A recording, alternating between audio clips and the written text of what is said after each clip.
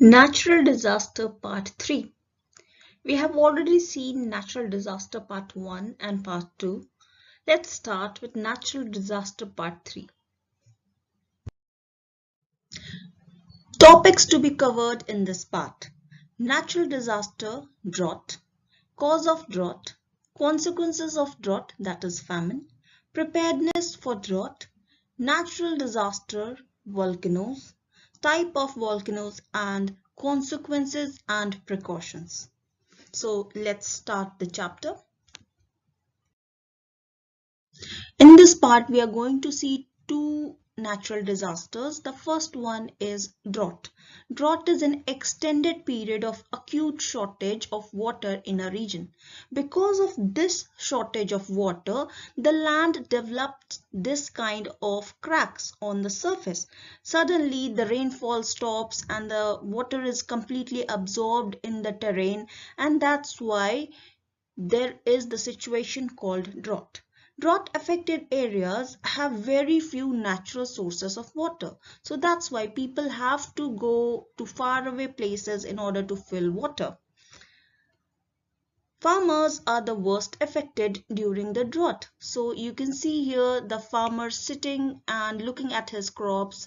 All the crops, all the lands have been dried and he's looking at his dying crops.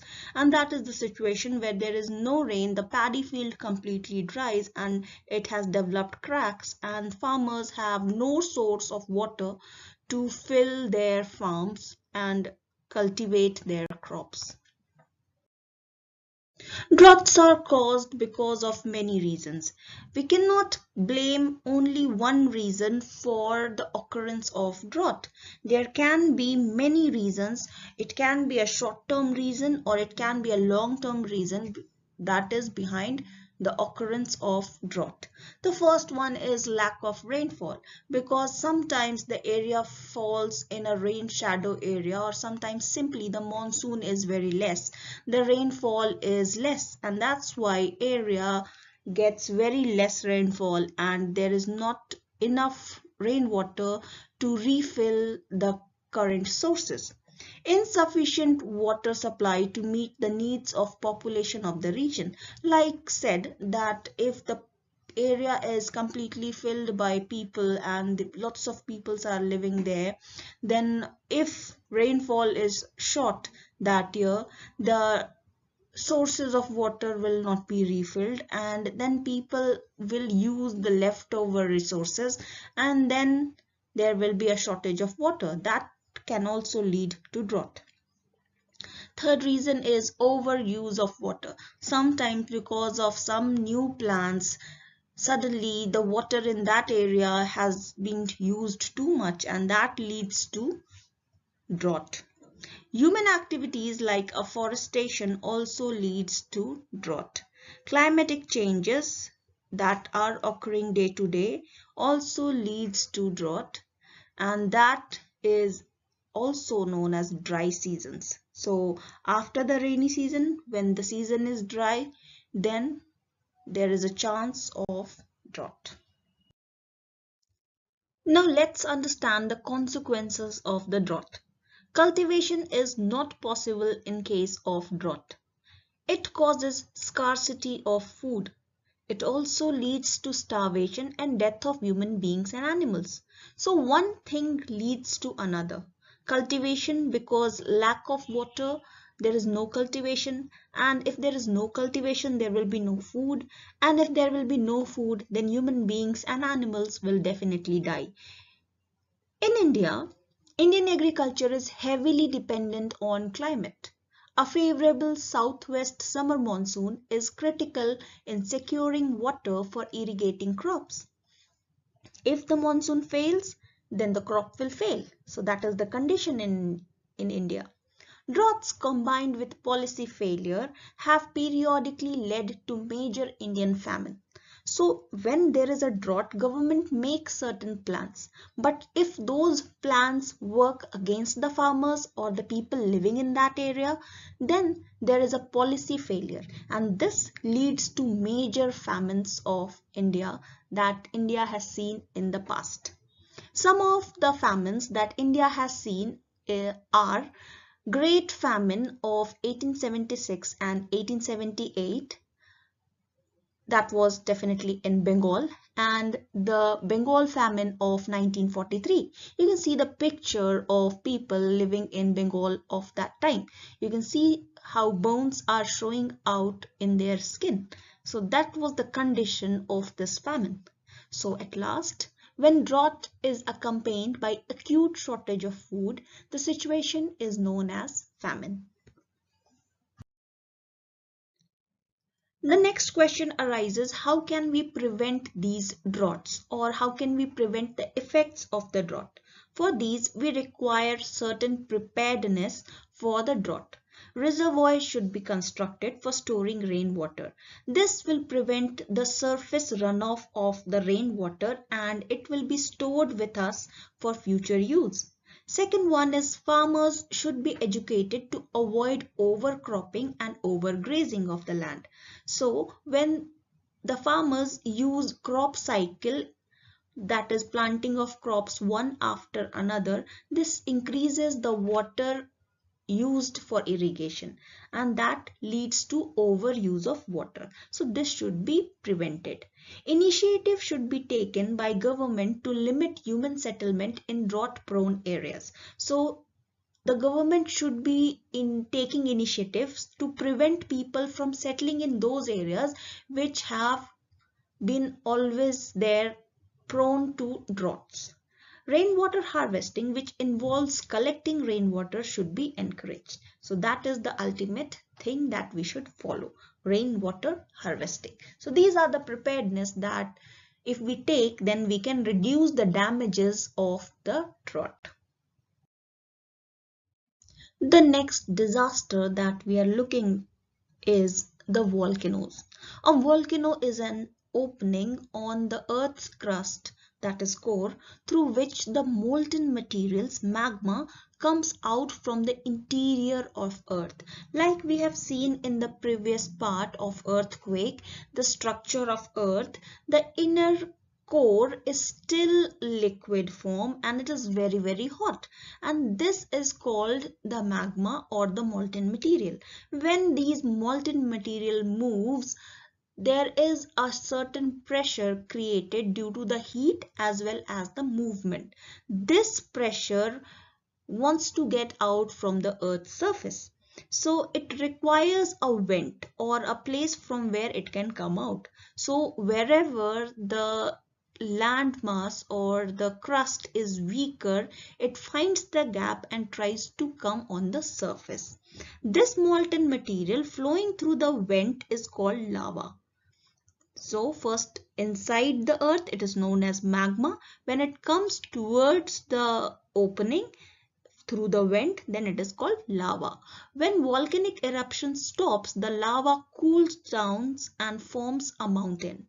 So when this lava cools down, it forms this shape of mountains. A bowl-shaped opening formed at the top of such mountain is called crater.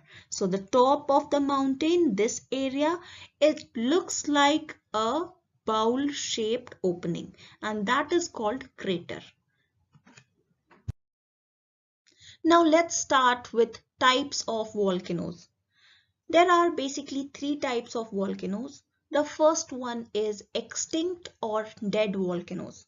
These volcanoes are those that have not erupted for thousands of years and will probably never erupt. It is a tall mountain with an empty crater with no lava inside it. So people who have visited these mountains or volcanoes can see no volcanic movement in these areas. So they will study about it and they have found out that there is no chance of them to be erupting anytime soon. And that is why they are called extinct or dead volcanoes. For example, Mount Kilimanjaro in Africa. The second type of volcano is a dormant or sleeping volcanoes. Those volcanoes that have not erupted for many years but have chances of erupting again, or when a vent is blocked by hardened lava, these type of volcanoes can be called a dormant or sleeping volcanoes. So when the scientists have gone near these volcanoes and they have studied the type of volcanoes or the structure of land there, they have found out that there are still activities going under the surface of these volcanoes. So that's why they have concluded that it can erupt anytime in the future. For example, Mount Fujiyama in Japan. The third and the most dangerous type of volcano, active volcanoes. This is the third and the most dangerous type of volcano and often erupts and lead to destruction. For example, Mount Etna in Italy and Mauna Loa in Hawaii. Both of these volcanoes are still active and people visit these areas to see these volcanic eruptions, but nobody settles down there. Now let's understand the consequences and precautions of a volcanic eruption. Consequences of a volcanic eruptions are: volcanoes can destroy an entire settlement and change the landscape of a place. They may cause large damage to human life and property. All these consequences can be avoided by taking certain precautionary measures for volcanic eruptions. There are few precautionary measures that should be taken before the volcanic eruption, during the volcanic eruption, and after the volcanic eruption. Some of them are: prepare the supply disaster kit that you should keep ready with yourself in case of living near a volcanic area. So you should keep a kit with all the necessary items. Second is, be aware of the alert and announcement given by the government.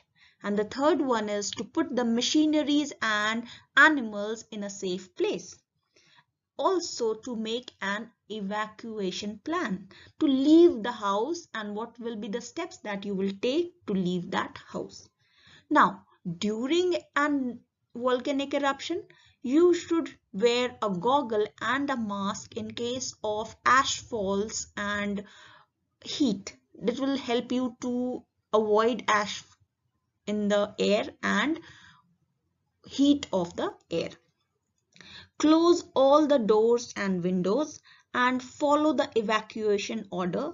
Do not go near the bodies of water.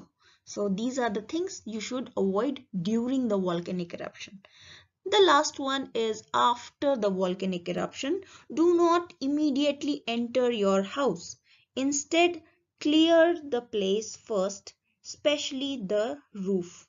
So yes, you should check the area first, then only go back to your home. You should be checking that all the people in the house are safe first, they are all fit and fine, then only you should go back to your house. And in case of aftershocks, there is a chance that once the volcano has erupted, it may occur again, so you should not immediately rush to your houses. So these are certain precautionary measures that you should take before, during and after the volcanic eruption. Now let's see some of the facts. Nearly all active volcanoes around the world can be dangerous, but Mount Vesuvius is located only 9 kilometers from the city of Naples, Italy. This is what caused the catastrophic eruption in 79 AD, which buried Pompeii under the ash and lava. Due to its activity, it is thought that the similar eruption will only be a matter of time. So there was a beautiful city of that is in the Rome, and it was just near the Mount Vesuvius. But suddenly at night or in the daytime, the Mount Vesuvius erupted and all the city was buried under ash and lava. Everyone in the city died. It was only after many centuries that people dug out these areas under these lava and they found out the ruins of the city. Next one is volcanic eruption could be handled easier than earthquakes because there are early signs before the actual eruption. So you are already prepared at the time of eruption. This is the mouth of Mount Vesuvius, which is now very quiet as there is no lava inside, but during the time of eruption, when it buried the Pompeii under the ash and lava, it was completely different. So as I was saying, the bowl-shaped mouth of the volcano, this is called the crater. So, points covered in this part are: drought is an extended period of acute shortage of water in a region. When drought is accompanied by acute shortage of food, the situation is known as famine.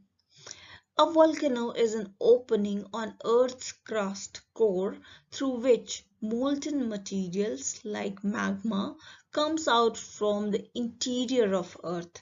This molten material flowing through the vent is called lava. There are three types of volcanoes: extinct, dead volcanoes, or second one is dormant or sleeping volcanoes. Third one is the active volcanoes. That was the end of natural disasters. We have seen all the disasters till now.